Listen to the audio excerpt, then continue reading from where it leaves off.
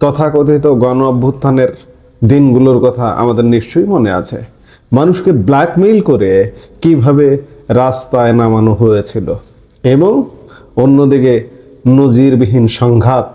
5 অগাস্টের পট পরিবর্তনের পর দেশ এক নতুন অধ্যায়ে প্রবেশ করেছে, কিন্তু সেই উত্তাল সময়ে পর্দার আড়ালে ঘটে যাওয়া অনেক রক্তক্ষয়ী ঘটনা এখনো অমীমাংসিত।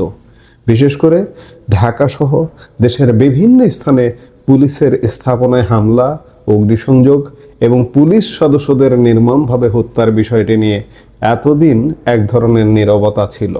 কারণটা হচ্ছে, যারা পুলিশ স্থাপনায় হামলা করেছিল, অস্ত্র লুটপাট করেছিল এবং পুলিশ হত্যা করেছিল, হত্যা করে ঝুলিয়ে পর্যন্ত রেখেছিল, তারাই আসলে গত 1.5 বছরের অবৈধ সরকারের অংশ ছিল। যার দরুন এই যে পুলিশ হত্যা, আমরা বিভিন্ন তথ্য উপাত্তে দেখি, জানি যে প্রায় 3200 পুলিশ হত্যা হয়েছে। এই যে গত 1.5 বছরের একটা ইন্টারিম গভর্নমেন্ট গেল, এই পুলিশ হত্যার ব্যাপারে কিন্তু কোনো সাড়া শব্দ ছিল না। সেই গভর্নমেন্টটা চলে গেছে, নতুন সরকার এসছে, বিএনপি সরকার। এখন কিন্তু নতুন করে আলাপ হচ্ছে। পুলিশ সদর দপ্তরের তথ্য, সেই সময় আমরা যে তথ্য জেনেছিলাম তাতে 44 জন সদস্য প্রাণ হারিয়েছেন। যদিও অনেক পুলিশ কর্মকর্তার দাবি এই সংখ্যাটি আরো অনেক বেশি। এই যে আমরা যে সংখ্যাটি শুনি 3200। অন্তর্বর্তী সরকারের সময় এই তদন্ত নিয়ে এক ধরনের স্থবিরতা থাকলেও এখন বইছে নতুন হওয়া। নতুন সরকার আসার পর পুলিশ হত্যা এবং স্থাপনায় হামলার ঘটনাগুলোর তদন্তে মিলেছে গ্রিন সিগন্যাল। কারা ছিল সেই জুলাই সন্ত্রাসী? কেন 1.5 বছরেও এই তদন্ত এগোয়নি? স্বরাষ্ট্র মন্ত্রণালয় এবং পুলিশ সদর দপ্তরের সূত্রগুলো এক চাঞ্চল্যকর তথ্য দিচ্ছে।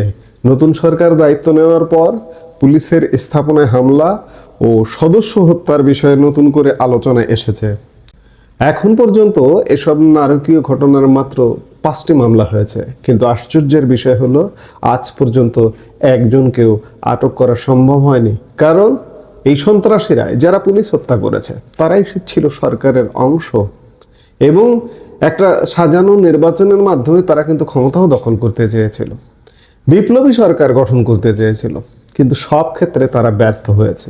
এখন তাদের ধরবার পালা, তাদেরকে বিচারের আওতায় আনবার পালা।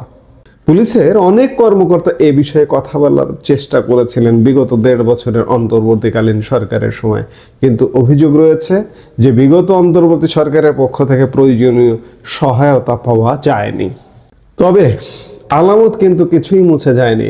পুলিশের একাধিক ইউনিট হামলার আগে ও পরের ভিডিও ফুটেজ এবং গুরুত্বপূর্ণ সব আলামত পরম যত্নে সংগ্রহ করে রেখেছে। একটা সুসময়ের অপেক্ষায় ছিল বলে মনে হচ্ছে। এতদিন কেন কাজ শুরু হয়নি? কারণ অন্তর্বর্তী সরকার থেকে কোনো সংকেত না পাওয়ায় পুলিশ সদর দপ্তর তদন্তের কাজে এগোতে পারেনি। তবে এখন পরিস্থিতি বদলেছে। পুলিশ সদর দপ্তরের বিশেষ বার্তা এসেছে, তদন্ত হবে এবং প্রতিটি ঘটনার গভীরে গিয়ে অপরাধীদের চিহ্নিত করা হবে। পুলিশ সদর দপ্তরের একজন ঊর্ধ্বতন কর্মকর্তা নিশ্চিত করেছেন যে এখন আর কোনো বাধা তদন্ত থামাতে পারবে না। তিনি স্পষ্ট ভাষায় বলেছেন, আমাদের কাছে পর্যাপ্ত আলামত থাকা সত্ত্বেও আগের সরকারের অসহযোগিতায় সব থমকে ছিল।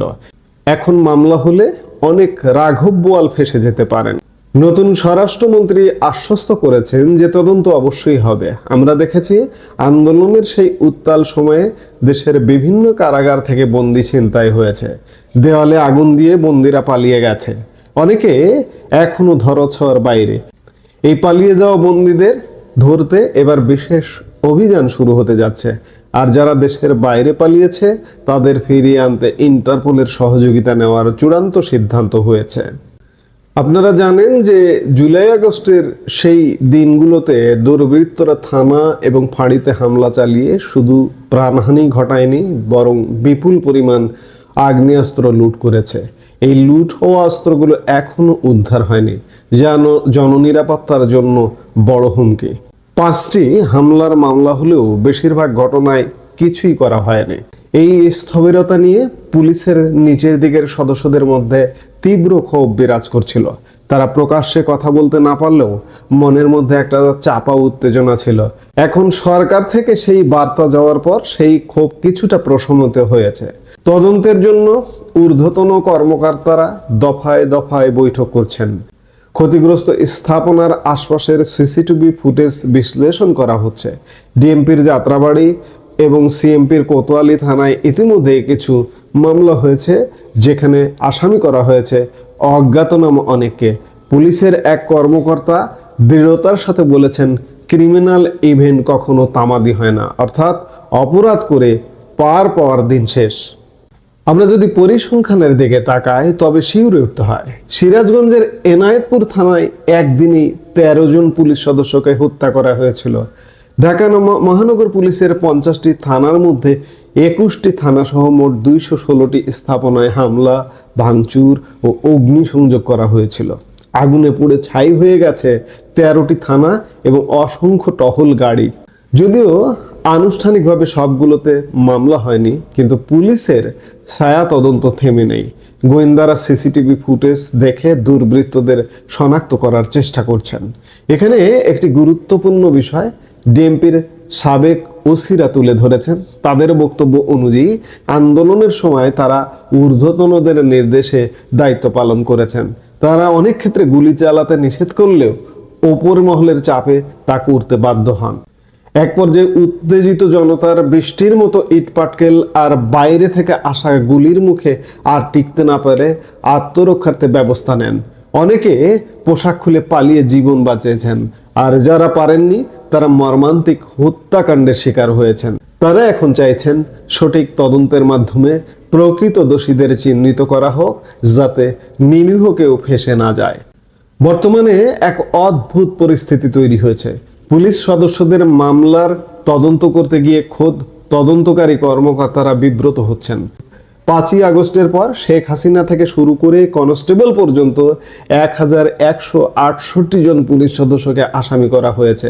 2000-এর বেশি মামলার মধ্যে 612টি হত্যা মামলা। তদন্তকারী কর্মকর্তারা এজাহারের বর্ণনার সাথে বাস্তবতার অনেক অমিল পাচ্ছেন। তাই এখন বিজ্ঞানসম্মত তদন্তের দিকে ঝুঁকছে সিআইডি।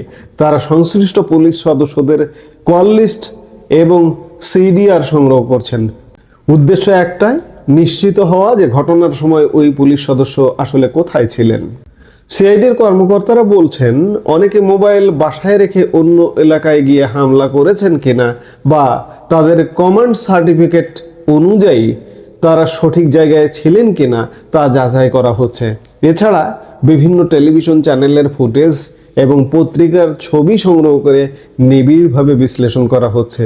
সত্য লুকানোর কোনো জায়গা আর অবশিষ্ট নেই।